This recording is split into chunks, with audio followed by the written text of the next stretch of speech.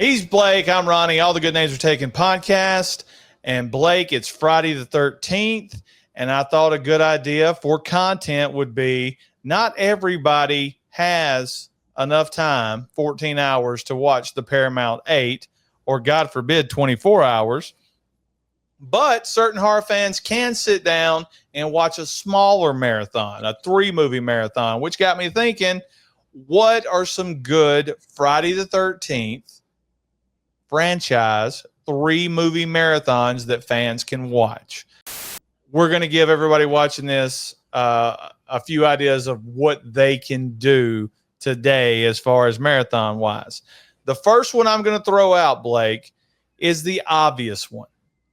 You can watch Friday the 13th Part 2, Part 3, and Part 4. It's very simple. You start off 5 years after the events of Friday the 13th Part 1. You get grown-up Jason. Part 3 takes place a day or so the next day from Part 2. And Part 4 starts a couple of days away from Part 3. It's a cohesive group of movies that take you up to the final chapter. So 2, 3, and 4 are the first marathon that I can throw out there, Blake. I'm going to go with 3, 4, and 6 for my perfect 3-movie marathon, Ronnie. I think that you can go into Part 3 thinking this is the first movie of the franchise. Yeah, it gives you some history at the beginning, but that doesn't necessarily have to be a previous movie. It's just, hey, this is what happened before. This is how this current character got to where we are. And, it's the whole evolution of everything. It does suck that it's at Higgins Haven. The setting is not great, but, Jason gets his mask. He, kills everyone except for Chris. He ends up in the barn. And then the next day, it's Part 4. He's after the Jarvises. He's brought back. And then Tommy kills him. And then in Part 6, it opens up with adult Tommy bringing Jason back to life. And I like the way that one ends as well. So I think that's a perfect 3-movie marathon of Friday the 13th. Part 3, Part 4, and Part 6. Blake, I've got one. Everybody uses this one. It's known as the Tommy Jarvis trilogy. You can go Part 4, Friday the 13th, the final chapter, Friday the 13th, Part 5, Friday the 13th, Part 6.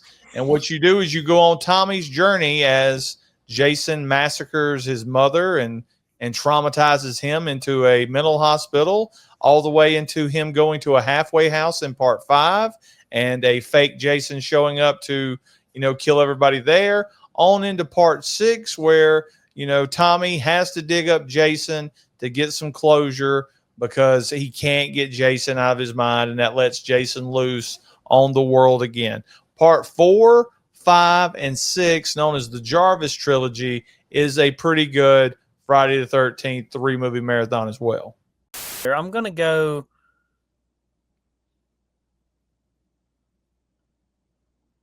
I'm going to say Part 3,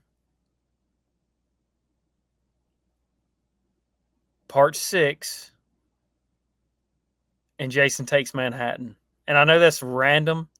That's completely random. I love the way all 3 of those movies end. Well, except for Jason Takes Manhattan. I love Jason laying in the barn with an axe in his head, and you're not sure if he's still alive or not. Well, then if you go straight to 6, it's, Jason being brought back to life. It's like he was dead. So it's like he really was dead. And Jason Takes Manhattan, he's at the bottom of the lake. And they bring him back up, and he hops on that boat. So, I think that would be a fun 3 movies to watch, chronologically. That's a pretty good one. I hadn't thought of that one. Here's one, Blake. Friday the 13th, Part 1. Friday the 13th, Jason Goes to Hell. And Freddy versus Jason.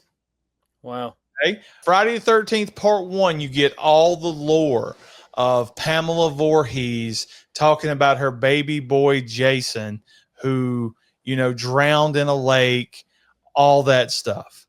Then you go to Jason Goes to Hell, which this one don't make any sense now I think about it. It's stupid. I had it perfect too. I had it perfect.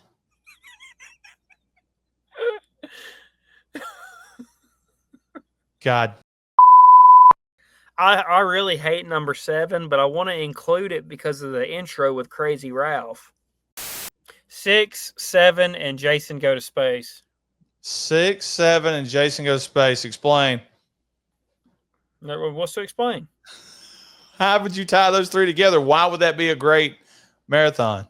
Well, Jason, I mean, if you just go into it, if you go into part 6 fresh with that opening, you could say that this guy murdered this guy's family. You don't have to know any history about Jason at all. This guy who's buried in this hole married Tommy's family, and he wants to make sure he's dead. He, has never gotten over it, and he ends up bringing him back to life. And then at the end, obviously, he's at the bottom of the lake. Part 7, Tina brings him up, and then at the end of that, we are captured and in space. Okay, so here we go. Did I buy you enough time? You didn't buy me enough time.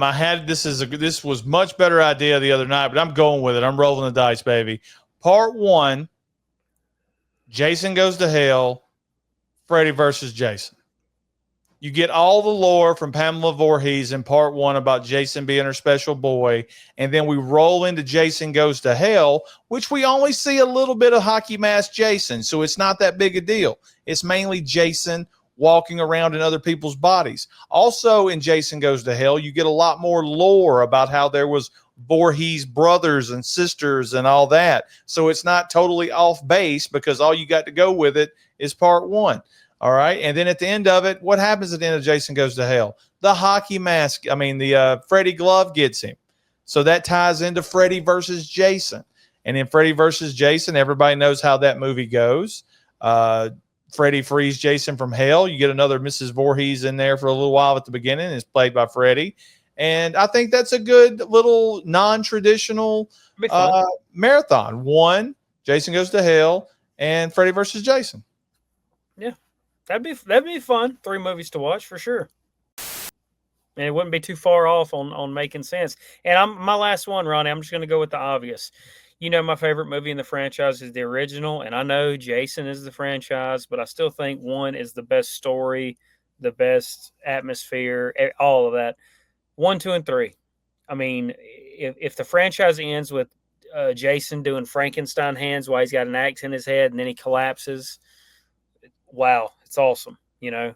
It's 3 really good stories told back to back.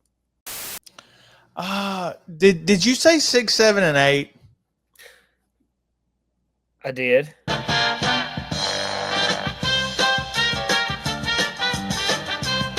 Okay, I was going to say 6, 7, and 8 because it all revolves around him being in the water. Yeah. That's a good one.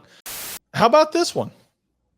You can go 2, 3, and the remake. You get Baghead Jason in part 2. You get the debut of the hockey mask in part 3. And then you get all of it wrapped into one in the remake where you get to see him with his head wrapped and you get a hockey mask. And you get the mama stuff at the beginning of the remake. So you really don't need to see it. But you do see a little bit of it, at the beginning of part 2. So you got all the mom, the Pamela Voorhees stuff. You got all he loves his mama and all that. So it doesn't make total nonsense in the remake whenever he's kidnapping girls. Because in part 2, he's bringing gals back to that shack to screw anyway. And in part 3, they let us know at the very beginning of it that bodies have been which ties into the remake where he's got old chick that looks like his mom, caged up underground in those Vietnamese tunnels. Look, it just goes to show, Blake, there are multiple ways to watch these Friday the 13th movies. And hopefully these marathon ideas can help you guys out there today when you're trying to decide what Friday the 13th movies to watch. In the comments, leave us your perfect 3-movie Friday the 13th marathon. Be creative. Tell us. Oh, hi. What are you doing out in that chat? Happy Friday the 13th, Blake. Happy Friday, buddy.